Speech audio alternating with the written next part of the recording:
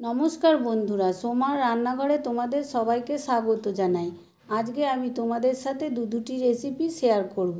একটি ধনেপাতার চাটনি আর একটি মটরশুঁটির কচুরি। তাহলে চলো বন্ধুরা, দেরি না করে রেসিপি দুটো শুরু করা যাক।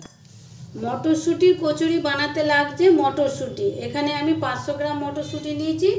মটরশুঁটিটাকে আমি ছাড়িয়ে নিয়েছি, ছাড়িয়ে ভালো করে ধুয়ে নিয়েছি। লাগছে ময়দাটাও 500 গ্রাম আছে। লাগছে কাঁচা লঙ্কাটা তোমরা তোমাদের পরিমাণ মতো দেবে ঝালটা। আর লাগছে সাদা তেল, সর্ষের তেল দুটোই লাগছে নুন, অল্প একটু জিরে গুঁড়ো, আর লাগছে অল্প একটু হিং। আর মটরশুঁটি কচুরির সাথে আমি একটা ধনেপাতার চাটনি তোমাদেরকে দেখাবো। এখানে ধনেপাতা নিয়েছি 1 মুঠো, 2টো কাঁচা লঙ্কা, 2টো রসুন, আর অল্প একটু তেঁতুল। তোমাদের কাছে তেঁতুল না থাকে তোমরা একটা টমেটোকে পুড়িয়ে নিতে পারো, অথবা একটু লেবুর রসও দিতে পারো। এগুলোকে আমি মিক্সি জারে দিয়ে একসাথে ব্লেন্ড করে নেব। আর দিয়ে দেবো পরিমাণ মতো নুন। এখানে আমি এই ছোটো চামচে 1 চামচ নুন দিলাম। দিয়ে একসাথে আমি এটাকে মিহি পেস্ট করে নেব। ধনেপাতা চাটনিটা আমি পেস্ট করে নিয়েছি। এটা একটা বাটিতে আমি ঢেলে দেবো। চাটনিটা আমার তৈরি হয়ে গেছে। এবার বাটিটাকে আমি একটা সাইডে রেখে দেবো। মটরশুঁটি কচুরিটা বানানোর জন্য আমি প্রথমে ময়দাটাকে আগে মেখে নেব। এখানে এই 1 চামচ নুন দিয়ে দেবো,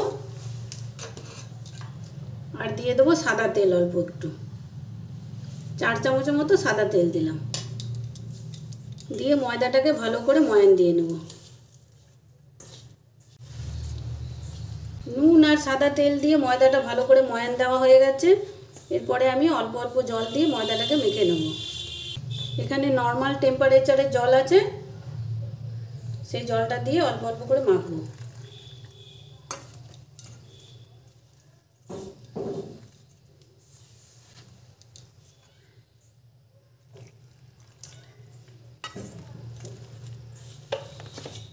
ময়দাটা ভালো করে মাখা হয়ে গেছে।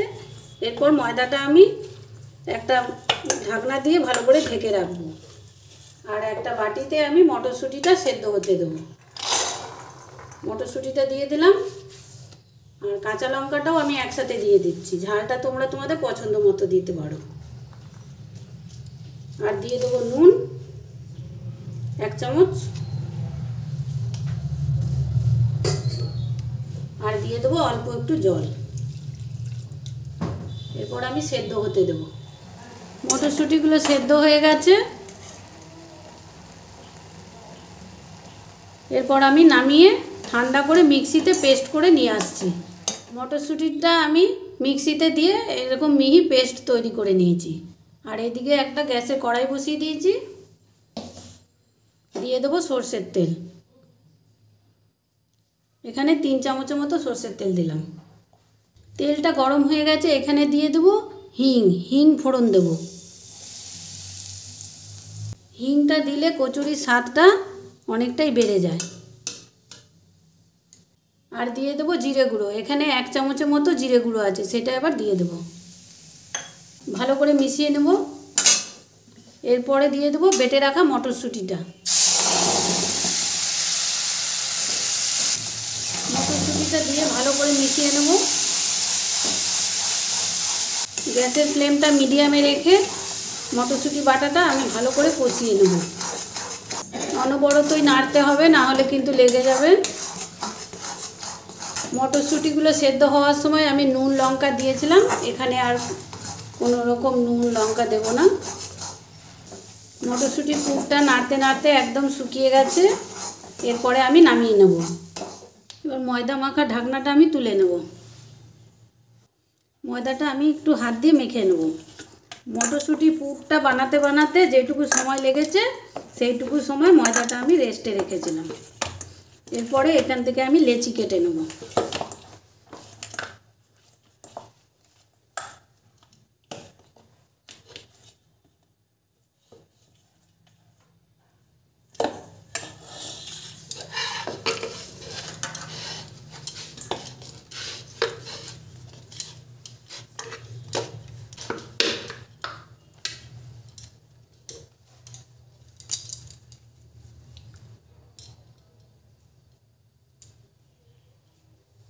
এইভাবে লেচি কেটে নেব। কচুরির সাইজটা তোমরা তোমাদের পছন্দ মতো করতে পারো, তবে আমি একটু বড় সাইজের করছি। লেচিগুলো একটা সাইডে রেখে দেবো। এরপরে এই একটা একটা করে লেচিগুলো থেকে বাটি তৈরি করে নেব। এদিকে মটরশুঁটির পুরটাও ঠান্ডা হয়ে গেছে।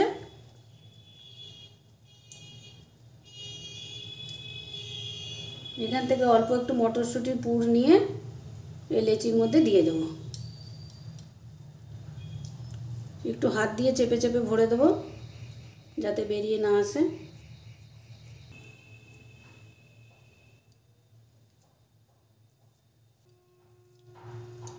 এরপরে মুখটা ভালো করে আমি বন্ধ করে দেব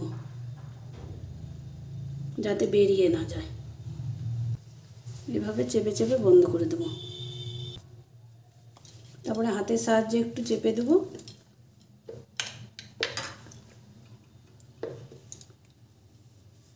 তোমাদের আরও দুটো করে আমি দেখাচ্ছি। এরপরে মটরশুঁটির পুরটা আমি আবারও এই বাটির মধ্যে দিয়ে দেব।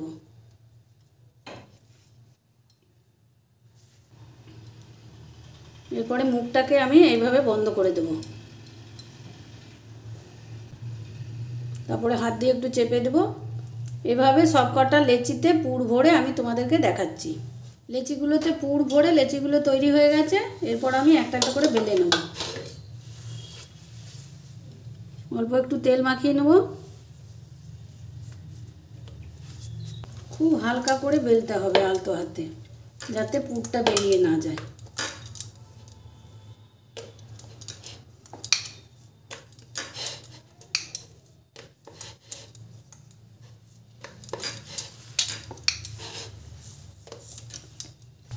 খুব হালকা হাতে উঠিয়ে উঠিয়ে এপিট ওপিট করে বেলে নিতে হবে। আর শীতকালে যদি তোমরা এরকম গরম গরম কচুরি করতে পারো, সকালে জলখাবারে কিংবা রাতেবেলায় ডিনারেও খুব ভালো হবে। এরপরে আমি এটাকে সাইডে রেখে দেবো। আরেকটা আমি এভাবে বেলে নেব। খুবই আলতো হাতে বেলতে হবে।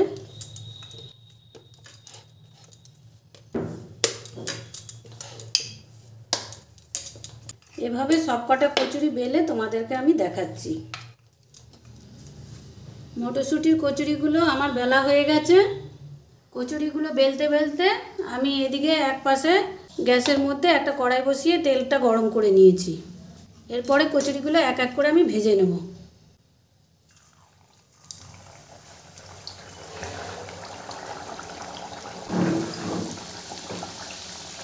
একটু হালকা হাতে চেপে চেপে দেবো।